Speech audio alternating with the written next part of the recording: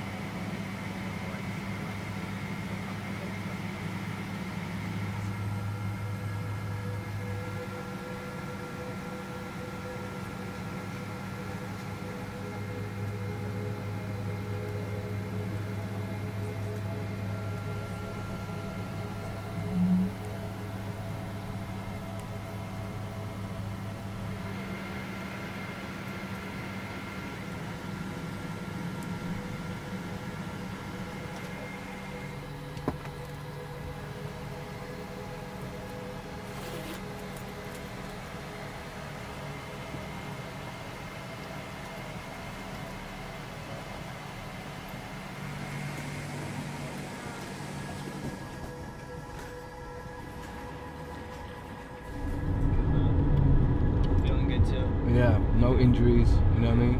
Yeah. I found that my only difficulty is staying in this mode even though I'm here, you know, because your social, your humanity. I was like, hey, damn, what's happening? But I can't do that. Yeah. Until this is done. Making sure I don't get a virus, you know what I mean? Because the body's in a constant state of being broken down. Right. And I have to keep rebuilding it, you know what I mean, and resting enough and making sure the sleep is right. So, and it's how I use my brain. Yeah, it's not thought-wise just when getting I'm, big. it's not, no. Yeah. It's about remaining healthy, because I was explaining to somebody the other day that, let's say for instance you're deadlifting 400 pounds, but if you don't lift your chest through the whole of the movement and you get a little bit tired in your back and you crunch your shoulders over, those little muscles have never been used. So all of a sudden you've introduced these muscles like that to 100 pound, 400 pound weight.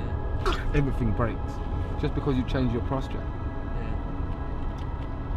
The posture changes because the mind was lethargic. The mind got lethargic because you overtrained. Yeah. See the process? Yeah, yeah. So it's like experience avoiding all of these dominoes that can happen, you know what I mean? And that's what the real value I got out of this. I know, like, I'm like, yeah, you know what you're doing, you know what I mean? Yeah. I'm injury free, absolutely no twinges, nowhere, nothing. So I don't mind if I break during the performance. I was just worried about the lead up to it, you know? Yeah, yeah. Good, man.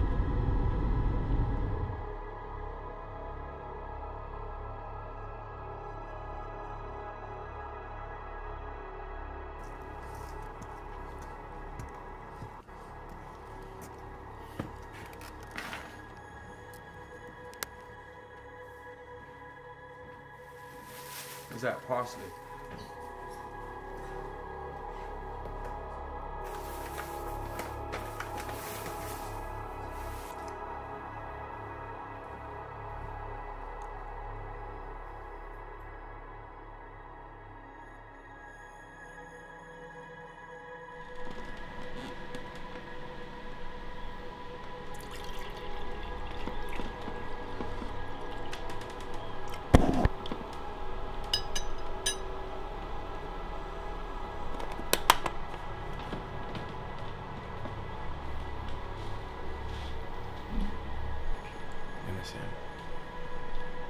You take this, open up everything for 30 minutes, and then I'd take everything into the cells after that, you know what I mean?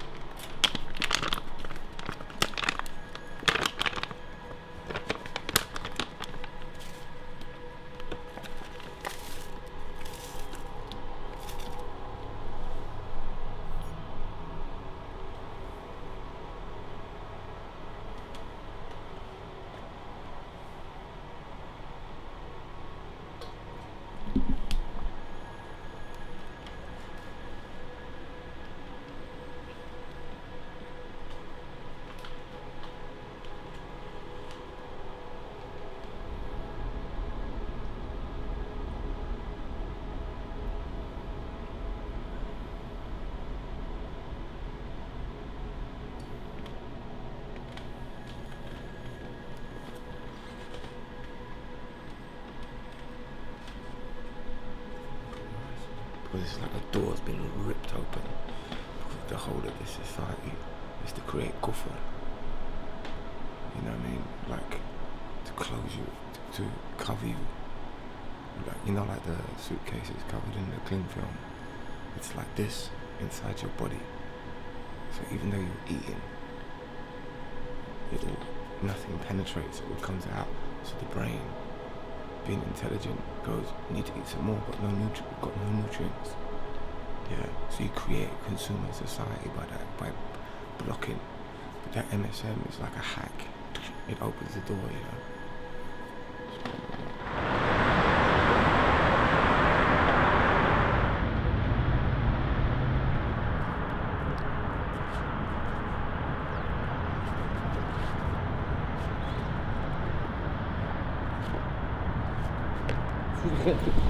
Get it, man. Brought me out, and I wanted to like start doing open mic night.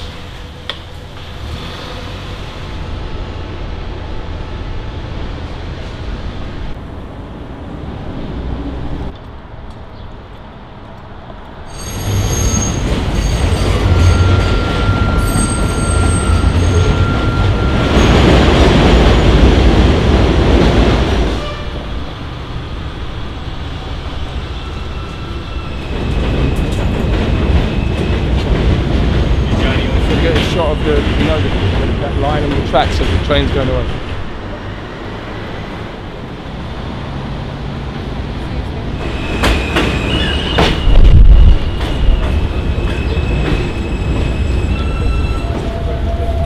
And Andre Ward and Mickey Ward.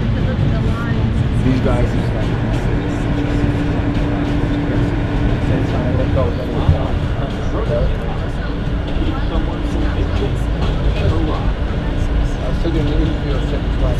It's a microcosm of what really happens. How many heartbeats have we got, man? How many summers have you got in your life? Alright, and you're going to spend some of that shit sitting on your ass?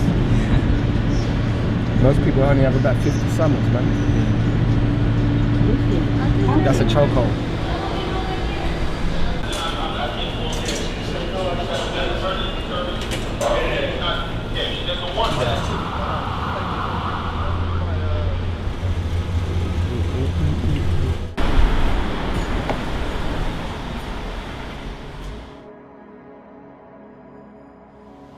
Basically, when we had a conversation, I think it was about why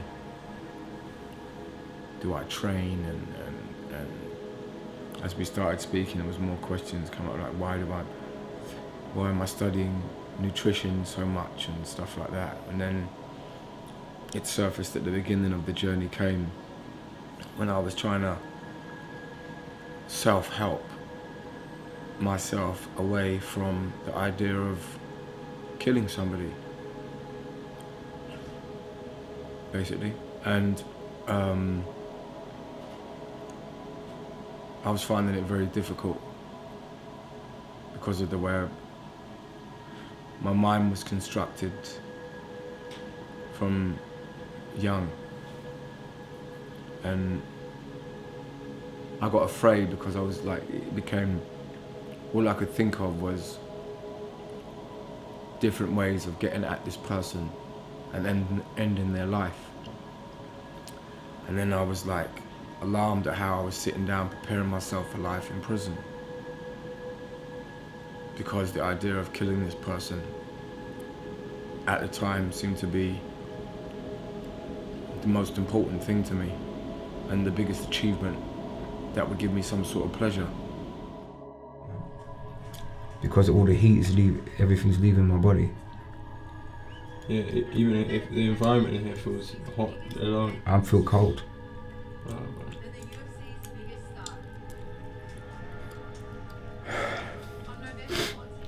Which I thought was, I was surprised by it, but addicted to it. And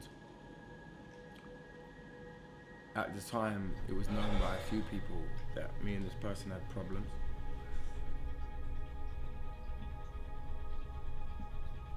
for when my body taste that first sweet potato, man.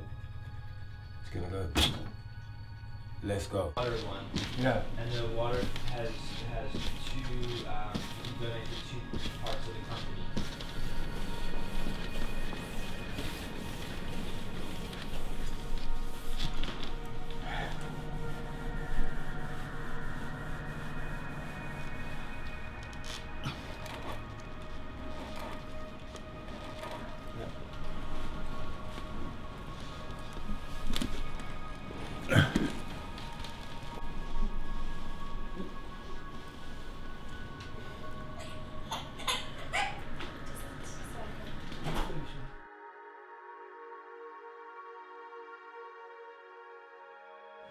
So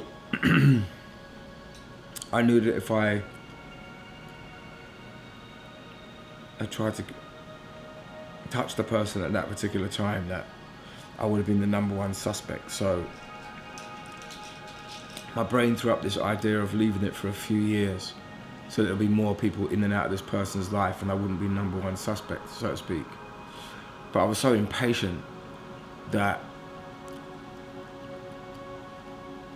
I needed help waiting out the process. So it started off with drinking every day to sedate myself, smoking weed and stuff.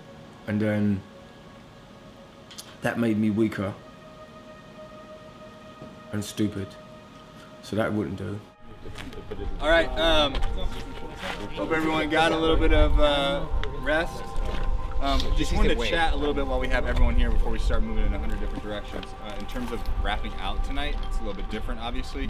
I did talk with Chris, the groundskeeper, and basically, as it goes with inside the mansion, everything needs to be returned to what it was like before we got in there.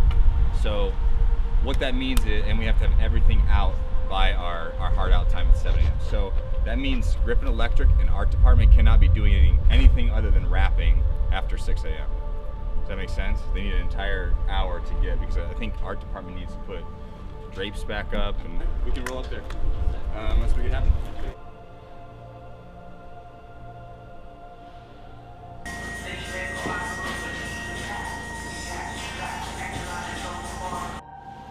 So then I started to try to distract myself with other things and find ways of calming down my agitation in waiting to do what I wanted to do to this person. So I started to meditate, which is weird.